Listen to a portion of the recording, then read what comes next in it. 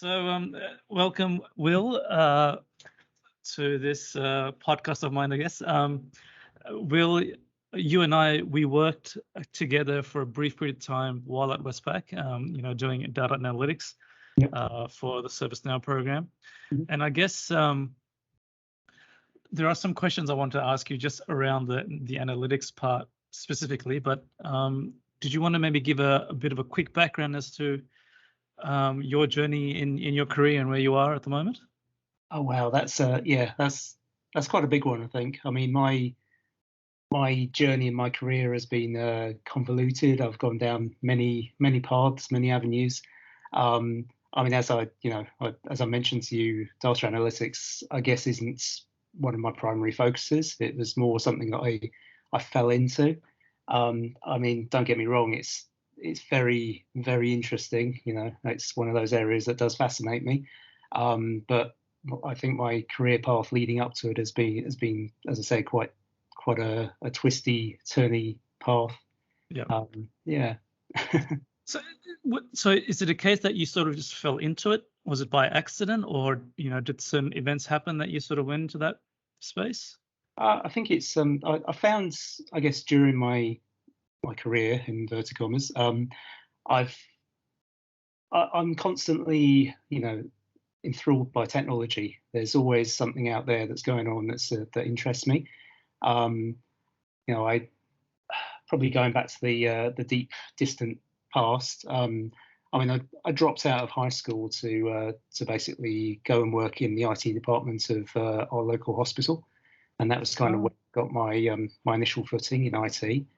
I was very lucky while working there that some of the guys that I worked with, they were great mentors, great leaders, and really set me out on a good path from the beginning.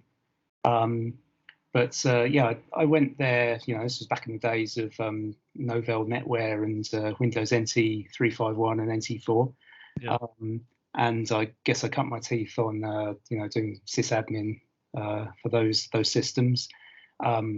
Slowly progressed into understanding more about TCP/IP and networking, and it kind of grew from there. But I guess that kind of highlights how I tend to, I guess, pivot during my career. I find something that's a bit more interesting or a bit less hard in this instance. Sysadmin and supporting Windows Server at the time was just a nightmare, and having to apply those service packs and just hope and pray that the system came back up again after you'd done so was so much harder than just supporting a Cisco router or something like that. Yeah. Where you just if it doesn't come back up, you just wipe it and reapply the config that you've hopefully backed up. Yeah. Going on from networking, I then started to get some experience with network security and that kind of stuff. That then led me into other areas of network optimization, which I guess was where I start coming into the data analytics part. So I started getting experience with Riverbed WAN optimization after a number of years as my career progressed. And then that brought me into Riverbed's suite of net profilers and network and application performance management stuff, which was really where I got my foothold, I guess, in looking at performance management and analysing all of those stats that you're gathering from those systems. And I guess, I did fall into it. I remember the first day I was introduced to the Riverbed stuff. My boss at the time, this was back in the UK, he'd come across this vendor who's the way they demoed the equipment was they would turn up at the customer site with a Pelican box with a couple of devices in it. These were little desktop units that they'd plug together and make a little network. And then they'd send a file across from one side to the other through a WAN emulation device, so they could dial down the WAN bandwidth to stupidly low bandwidth amounts and stupidly high latency. And then they show first pass over a WAN without WAN optimization, and it would take forever. But the devices were learning as they were doing this. And the second pass, it would just go over in a couple of seconds. And they would just say, and they would term it at the time as it's magic in a box.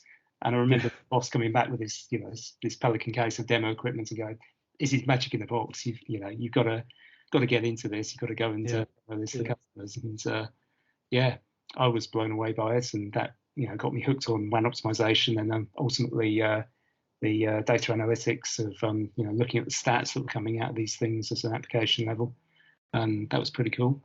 And then I guess that kind of span into, as I said, the net profiler stuff, and also my brief stint with Eternity, because Eternity was briefly owned by or acquired by Riverbed, and then they spun out of it for a couple of years while I was there, and now they've been reassimilated. So okay. Yeah, that was that's how I got involved in it.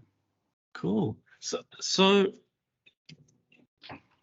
going from just how you mentioned you went from sysadmin into networking, just on that part first. How did you find that? Because like I've seen in my experiences thus far, like people tend to remain in that area. They don't necessarily jump across into, say, the pure networking side. If you look at the OSI layers or whatever, right? So was that easy for you, or again, just because you liked it? Yeah, I think it was. I think I'm just naturally inquisitive, and I want to, learn all the things, as they say. And starting out with, so back in the day, the network we had at the hospital was all, 10 base. What was it? 10 base 2 and 10 base 5 coax, that kind of thing. Right. Thick net backbone, all BNC coax taps on the back of machines. If you break the ring, everything goes down. That kind of thing. The token network. Well, it was Ethernet. Ethernet. Okay. Yeah, back in the days before you just had your RJ45 connector. It was all, you just had a continuous bus from machine to machine to machine, and if you unplugged one and didn't put a terminator on, it would just take the whole network down. Yeah. So yeah, we had that to deal with, and that was fascinating. And part of my role, I guess, at the time was I would do a lot of the data cabling as well for the hospital. So whenever someone had a new machine they wanted to deploy in an office somewhere, we would come along with a big spool of cable, run it out from one of the risers where the network equipment was to the office, and terminate it on the wall. Yeah. And I love doing that as well. Actually, the physical hands-on terminating a cable and making it look good on the wall and everything. Yeah, it was good. I was just going to say that. I think those are the days when networking was fun. Yeah, absolutely. I don't think it is nowadays, right? It's just. I think it's fun in different ways. I mean, you look at how the technology's progressed and changed with the advent of cloud infrastructure and virtual infrastructure. The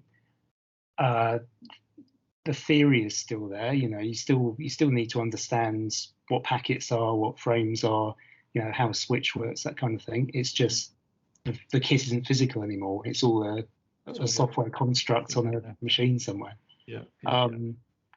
But I've had people speak to me in the past and be interested in what I can bring to a role because I've had the actual physical experience, and I've done IT and specifically networking for many years. Their comments were a lot of people coming into the industry these days, they don't really grasp how things work under the covers. It's just things just work. It's that foundational experience, I guess, that's missing in the newer grads or people who are new to the industry that don't have that exposure. Yeah.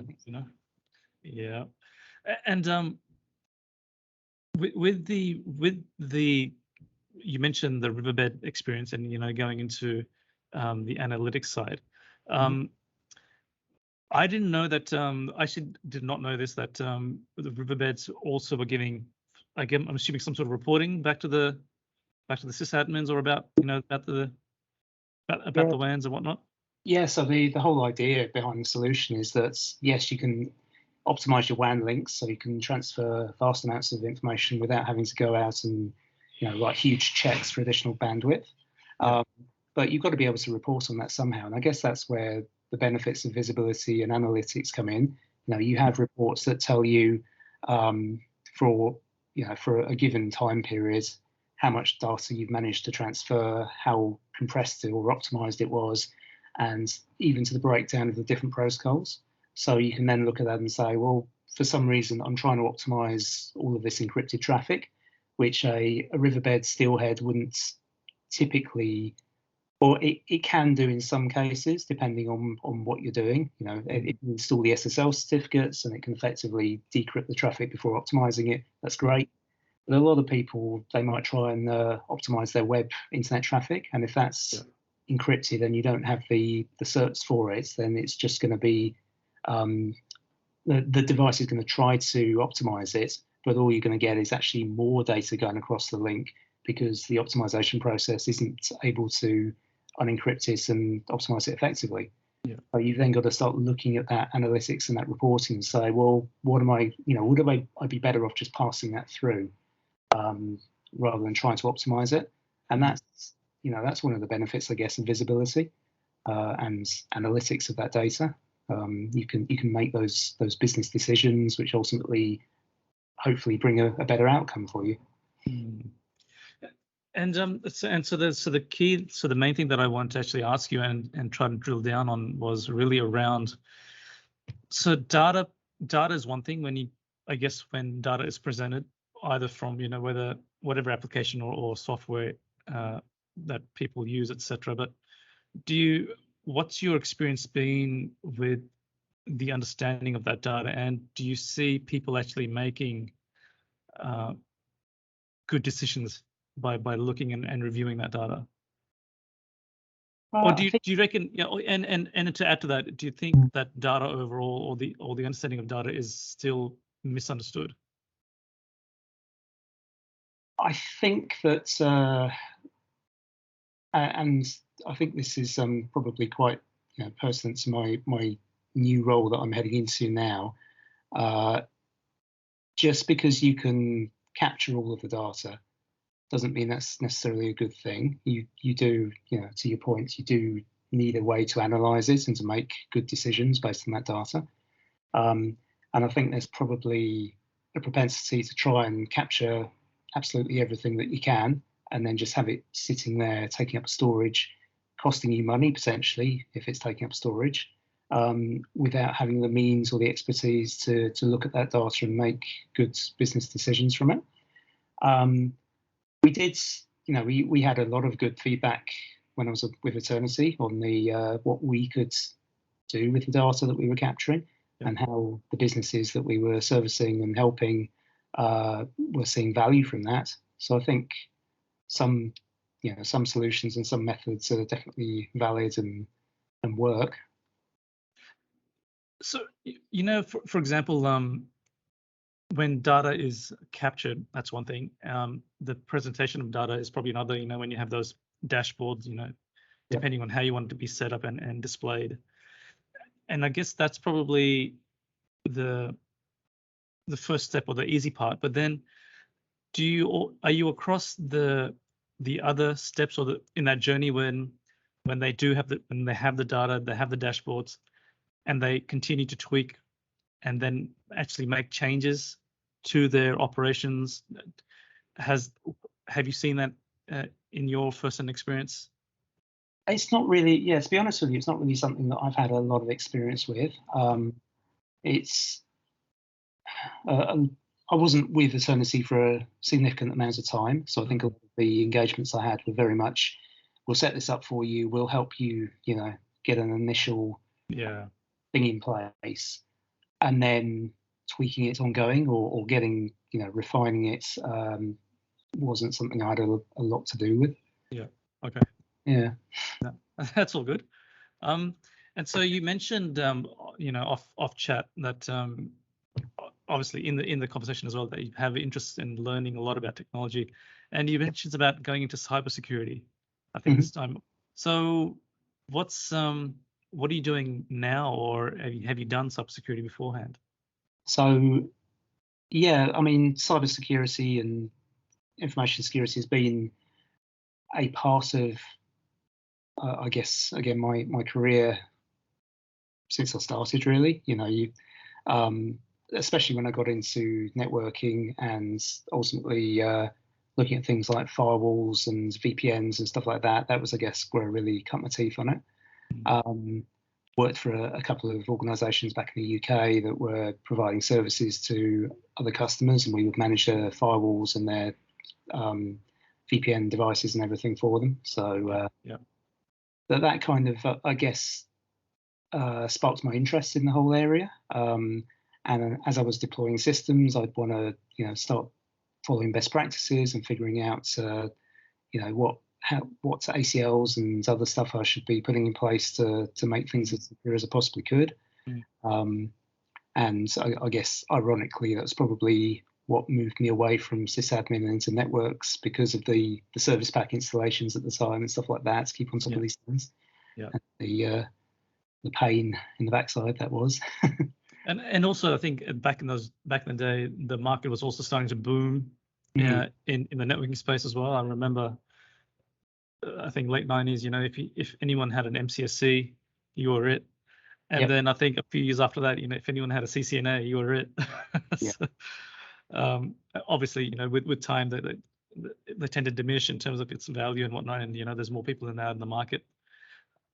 In cybersecurity, so my personal reading of the market is that there's always going to be a very high demand for people in that space, whether you're working on the technology itself, or if you're doing any sort of related role along with it, whether it's a PM or a BA.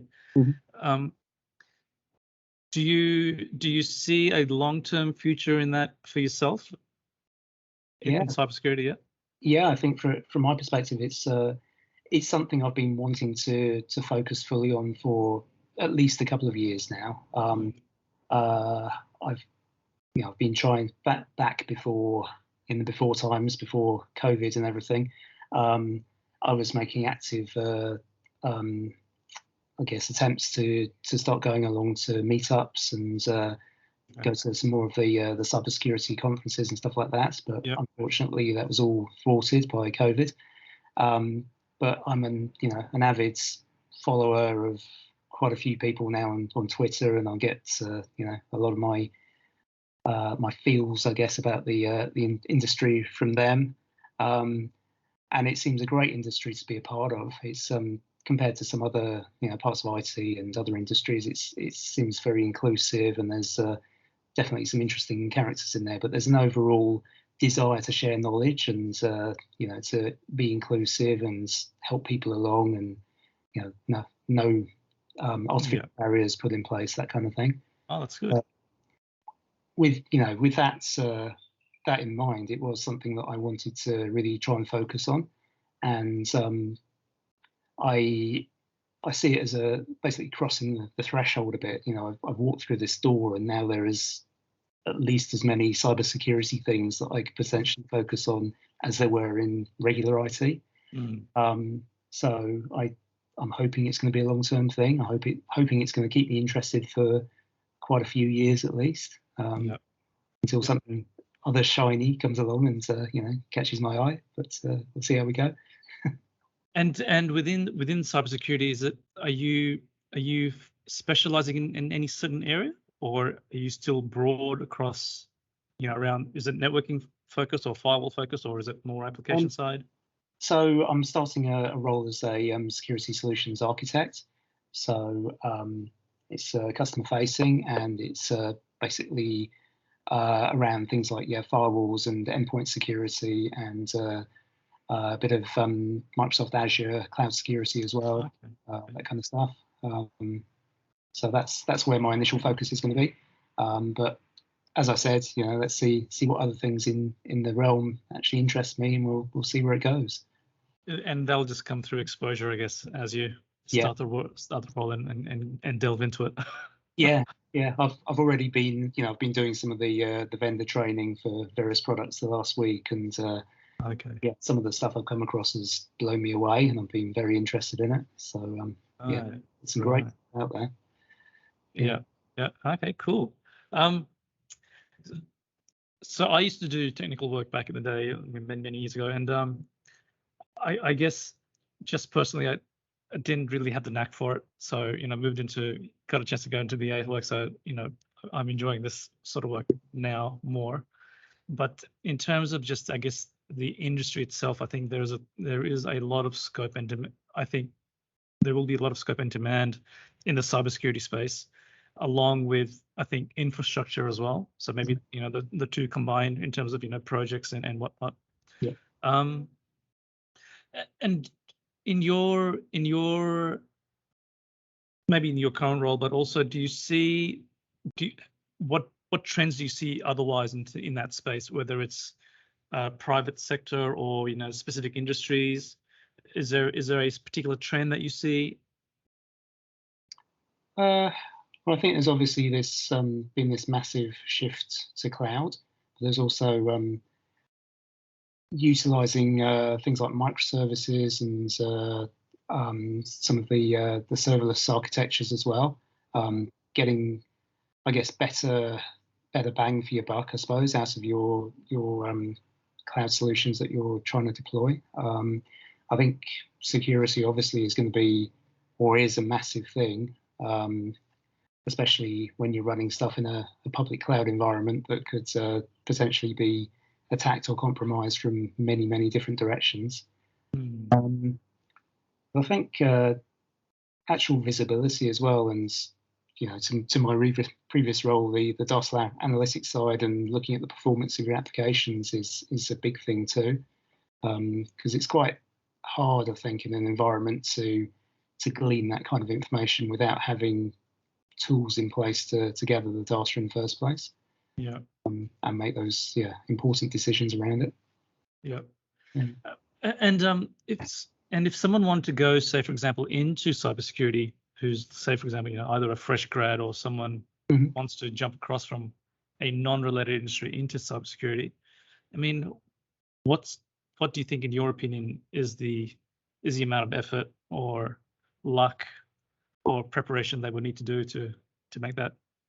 So I think you've got to have an active interest in these things, I think, and if you can show that you're interested and you can perhaps show some of the skills that you've learned or the areas that you've got into, I certainly look at being more involved in the community, going along to the conferences, joining the online meetups, that kind of stuff, and just networking.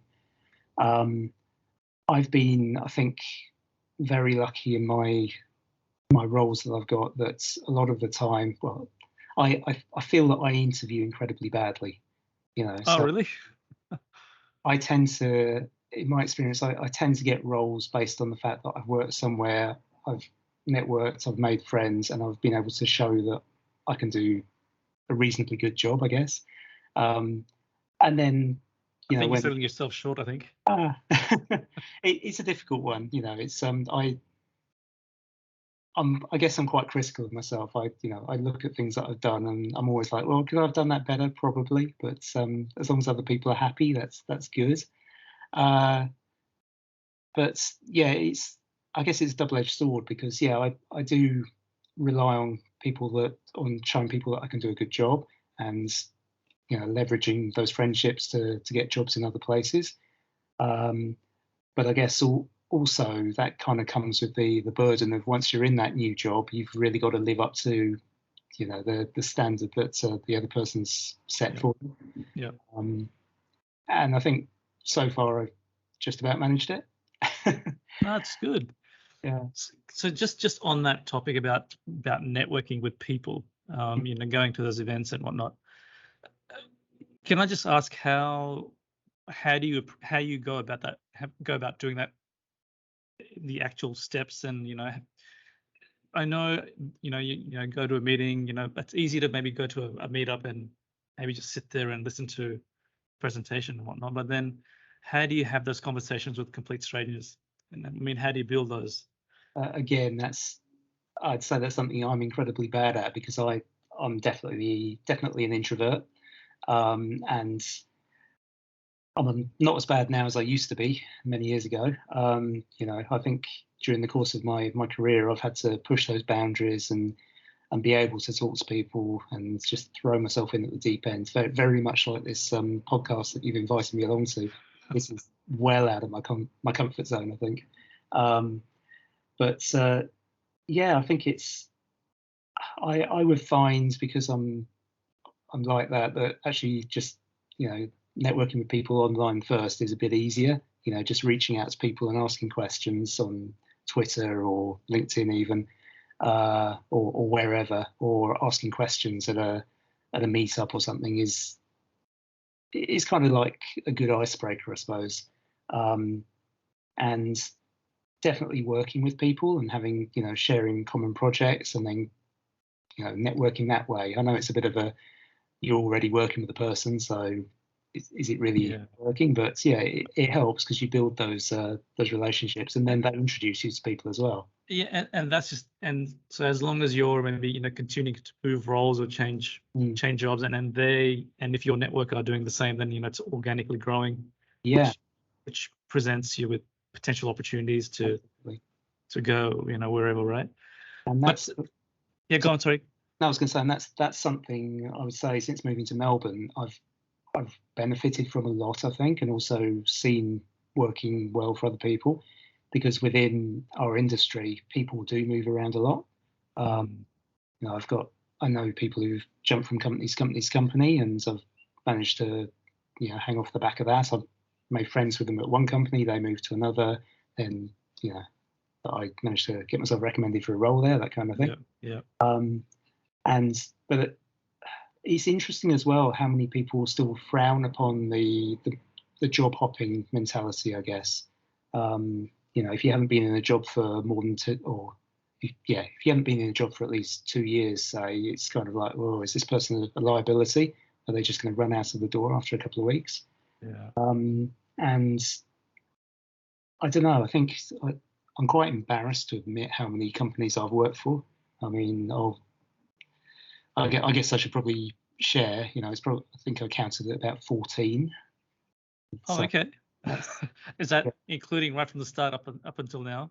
Yeah, so that's from my first role in a hospitality department back in the UK when I first started to now. Yeah, I think it's about 14 different companies I've worked for.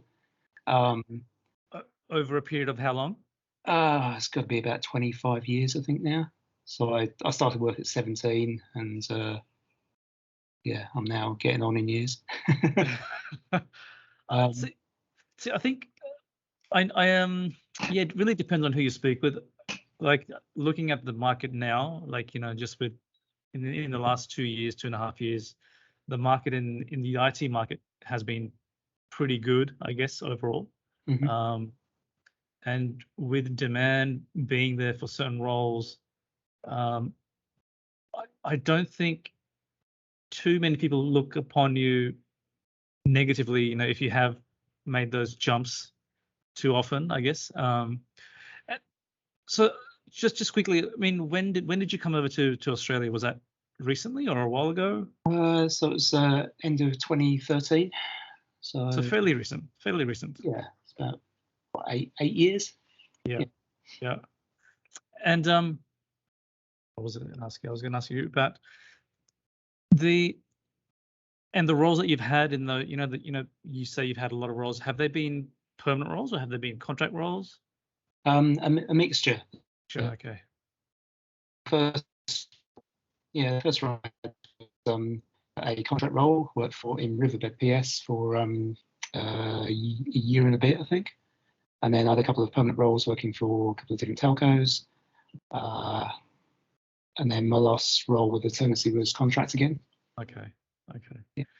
Can I just go back to your earlier comment about networking online? You mentioned Twitter and LinkedIn, both virtual. How would you describe the difference? Because I have an opinion on that, but I want to get your opinion first on how you see, because I think they're significantly different. So yeah, you go first. What? How do you mean? So okay, I'll answer from my perspective. So I've only recently started going on Twitter. Not so much really from a work perspective, just more so scouring news and any interest that I may have, and engaging people, you know, when you just do an whoever, you sometimes get a reply, and it seems very anonymous. You know, you're anonymous, they're anonymous, they don't really know who you are. You know, if they have a large following, you know, some people may know who they are, but it seems to be, it's really, it's like you're talking to someone, you know, behind curtains. You know, if you get an answer, great. If you don't, you know, who cares? Whereas with LinkedIn is more, you know, your profile is really more out there, and I personally feel shy to try and approach people who I haven't necessarily had a, you know, connection with or any sort of relationship prior. So yeah, so how do you go about doing that? So and opinions on both. Yeah, I probably agree with you in what your opinion of Twitter. I mean, I'd say I'm very much a consumer of Twitter. It's infrequently that I'll you know, reach out to people on it, but I'm now, you know, I've been following enough people for a number of years on there that you know, some of the stuff they come out with, I might post the odd comments or and it's not really that I'm looking to elicit a response. I'm just trying to make myself a bit more known in the marketplace, I guess. Yeah. Whereas, yeah, to your point about LinkedIn as well. I mean, I haven't gotten to the extent that I'm trying to build a brand for myself or anything, but I'm very aware of what I might post there, and it's definitely comes from a professional standpoint, and you know, I won't be flippant or I'm very cautious about being inflammatory on it, that kind of thing. So do you, okay, so questions just on that. Do you actually make a lot of posts or any posts on LinkedIn versus? Not really, just the occasional, oh, I've just passed this exam, or you know, I found this really interesting book. You know, I'll put the occasional thing up there. I mean, as I said to you off chat, you know, it's I've never really been convinced that my opinion is going to, you know, is worth that much in a sea of opinions that are already out there. I know that sounds very self-deprecating, but there's so many people who post good content. There's a lot of people who post not so good content, but I think someday when I've got something interesting to say, I might put something up there. But saying that, I mean, in my last role, I'm very interested in sharing information with colleagues, and you know, wanting to impart things and make things easier for them. And within an organisation, I'll quite happily produce lots of content and share it with people. And I guess it's a strange one. I'm happy to do it within an organisation, but not from a public-facing perspective. Yeah. Because it's a sea of unknown in terms of, you know, what sort of reactions you may get, and you know. And is there a fear of being criticized? Is that an element of that, or? There might have been, you know, initially way back, but I think now it's just more, well, you know, so many other people have already imparted this knowledge, or I can do a quick Google and find what I would have posted. But there's a lot of people, I think, who have blogs and things, and they say they just create it just to organize the information that's useful to them, and that's probably a good way of looking at it. You know, if I started my own blog and just started making posts for myself, then you know, that might be a good way of sharing information as well, if someone else gets some use out of that. But it's finding the time as well, let's be honest, you know. That's true. That's true. And it can be quite taxing. It's just mentally trying to do something on a daily basis. So I've actually just recently stopped, and I'm taking a bit of a break, and I'm just thinking, do I really want to get back to doing those daily posts? And it's quite hard, actually. So just to go back to the other question I had, was around networking with people on LinkedIn who you haven't potentially met before, or have had any contact. What's your strike rate? What's that been like? Do people respond openly, or do they tend to? So I had a good experience with this when back before I moved to Australia, I was doing a lot of research, probably amounted to probably about a year's worth of research prior to moving as to where we'd want to live, what companies were around Melbourne, as that's where we decided we were going to move to, and then how the hell was I going to get a job with any of them? So I did a lot of LinkedIn stalking, found people who worked at a lot of companies and just cold called them or cold reached out to them through LinkedIn. And it was actually quite heartening that people responded. People were interested in actually me reaching out to them again when we arrived, and had a couple of interviews off the back of that. Had a couple of Skype calls with people prior to moving out as well, who were interested in talking to me. Ultimately, I picked probably the worst time of the year for us to move over, because we arrived early in November, and basically the whole industry just shuts down until, well, it was March by the time I'd started my job. So things were starting to get a bit tight at that point. But it was a good experience, an interesting experience, scary experience. I can imagine. But it all worked out in the end, so that's good. That's awesome. That's awesome. Because I think in terms of just networking with people, everyone has their own opinion, and some are very staunch on how it should be done. They will say there's a method to be followed, etc., etc. But I can appreciate how you've gone about what you've done, where you aside from contacting them, doing that cold reach out, but then also continuing to go out to those events where possible, or attending those virtual events, and I think that's something that a lot of people don't do, or they don't understand the value of doing it. And just overall, say for example, in over a 12-month period, how many events would you go out and attend, say in person, like assuming we didn't have the COVID situation here? I would, trying to think, I probably aim for like one every couple of months at least. I think I'll probably go for about 6 a year or something like that. 6 a year, okay, that's a good number. Yeah, I mean, we're talking, some just like industry events, or as well as conferences and stuff like that. Some may be multi-day, some may be just a morning meeting up with your peers or something at a in a hotel conference room or something, that kind of thing. But yeah, I think it kind of comes with the territory that I've worked in. Being a professional services and pre-sales consultant on and off. You want to go out, you want to meet customers, you want to meet vendors and your peers in the industry. So it becomes easier, I think, in those roles to go and do that kind of thing. I think if I was doing internal IT in an enterprise, it would take more effort on my part to go out there and seek out the things I could go and attend. And obviously, if you don't have buy-in from your employer to take the morning out to go to something, that adds a level of challenge to it as well. So yeah, I think ultimately getting on platforms like Twitter or Meetup and actually seeing what's going on out there,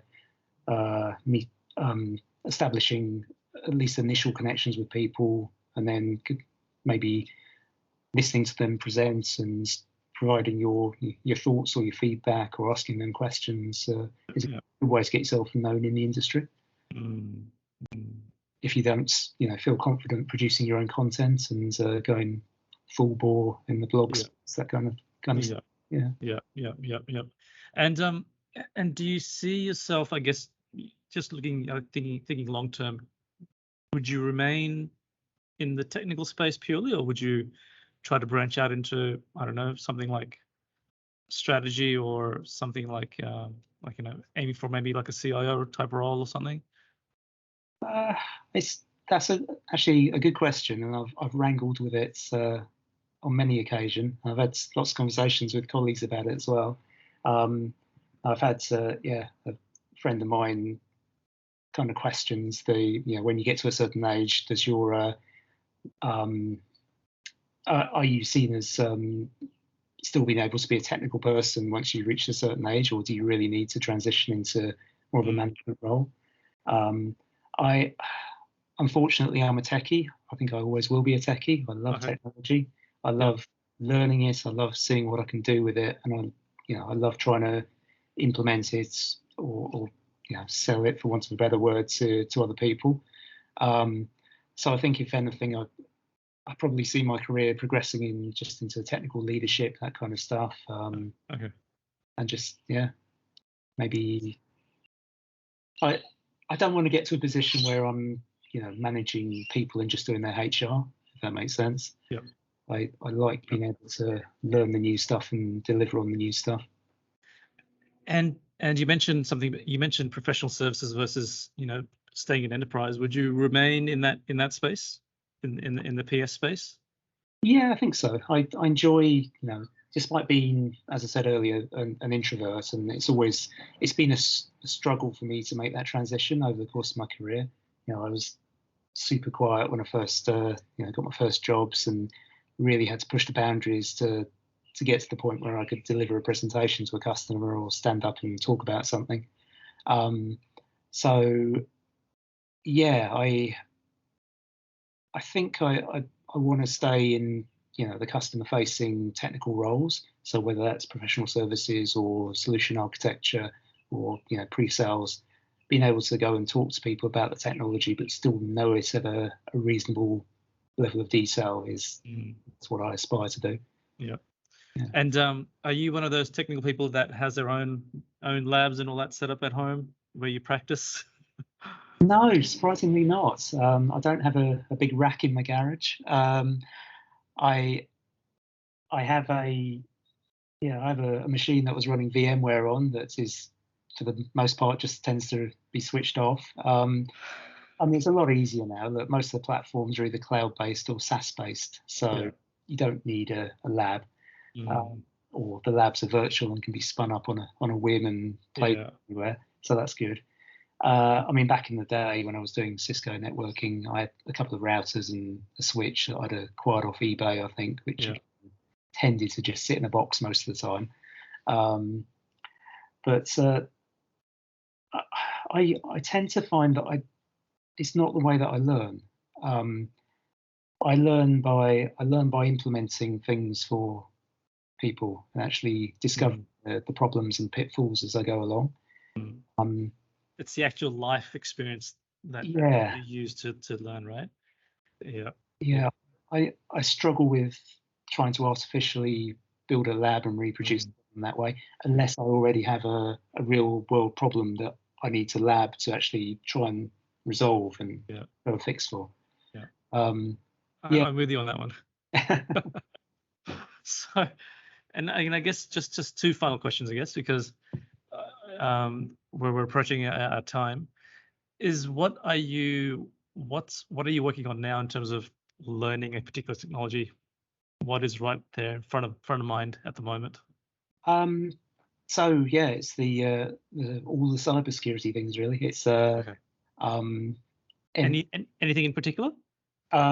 So mainly around inventory analysis, that kind of stuff, around endpoint detection and response, and it would just be like your traditional firewalling and cloud-based security stuff as well. Things like secure web gateways and all the next gen stuff, right? Yeah. And any particular certification that's in progress? I've actually got a few queued up. I took full. I took the opportunity. Microsoft have been doing a lot of, come and attend this webinar, and we'll give you an exam voucher kind of thing. So over the last year and a half, I've really upskilled in Azure. Nice. So the next one I've got queued up is actually their DevOps certification, the AZ400. I keep putting it off though, because it's a little bit out of my comfort zone, but it's pretty cool stuff. I went through a period, probably about a year ago, maybe a bit longer, of really getting into the whole DevOps space and reading things like the Unicorn Project and the Phoenix Project, Right. which are fantastic books, which I definitely recommend to anyone who's interested in DevOps. Right. Okay. And yeah, some of the stuff they had in there was you were able to read the book because it was laid out in such a way that it was talking about this guy's experience within his organization of what was failing and how he was then going about fixing it using DevOps practices. And every page was literally an eye opener, and you'd be like, wow, why aren't I doing this in my career or my life or my my organization? And yeah, definitely worth a read. Oh, okay. I'll get you to maybe ping me the book name or the author if you can, and Yeah. I'll put into the description or something on this chat. So I know I think we've probably hit 50 minutes, so let's maybe call it a wrap. Thank you so much for your time. It's been really good to talk to you. Thank you for having me. It's been a pleasure. And if you're keen, maybe would like to talk to you again once you've had some time in your new role, and maybe we can learn some things about what you've done in the new place. Absolutely. Yeah, sounds good. Thank you. Awesome.